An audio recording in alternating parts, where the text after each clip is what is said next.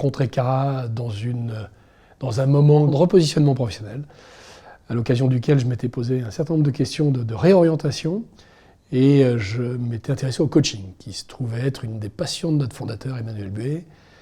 Et à la faveur de mes rencontres, on m'a suggéré vivement de le rencontrer. Et c'est là que j'ai découvert ce métier dont je n'avais pas une grande estime à l'époque, de manager transition.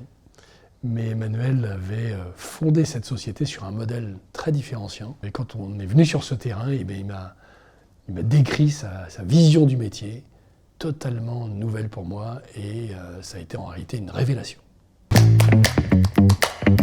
Les premiers pas, ça a été d'abord de rejoindre le collectif de Cara, qui était encore assez modeste à l'époque, on parle de 2012. Et j'ai été très vite intégré à ce collectif, alors même que je n'étais pas en mission. Ce qui m'a permis de découvrir le métier à travers les autres. Et ensuite, mon tour est arrivé, quelques mois plus tard, à travers une première mission dans le domaine des radars météo, chose très nouvelle pour moi, puisque je venais du monde du packaging, rien à voir. Ça peut être anxiogène d'ailleurs de changer de monde dans ces proportions-là, mais en réalité, ça a été la confirmation immédiate du fait que ce métier me correspondait. Être manager de transition, c'est être à la fois dedans et dehors. Tu ne fais pas partie de l'organisation et pourtant tu vis tout ce que vit l'organisation pendant quelques mois. C'est une posture qui favorise énormément la qualité relationnelle entre les personnes, parce que les gens savent qu'on n'est pas là pour toujours. Ils savent qu'on va vivre juste une tranche de vie ensemble. Et donc les gens, une fois qu'ils l'ont compris, donnent le meilleur. Donc c'est un métier qui favorise également le mode projet, parce qu'on a un début et une fin à tout ce qu'on vit à leur côté.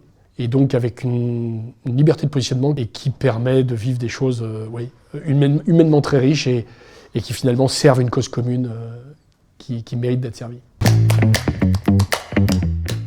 Ce que j'aime et ce que je crois que beaucoup d'entre nous aiment dans le métier tel qu'on le pratique chez Cara, c'est la puissance de l'humain en fait.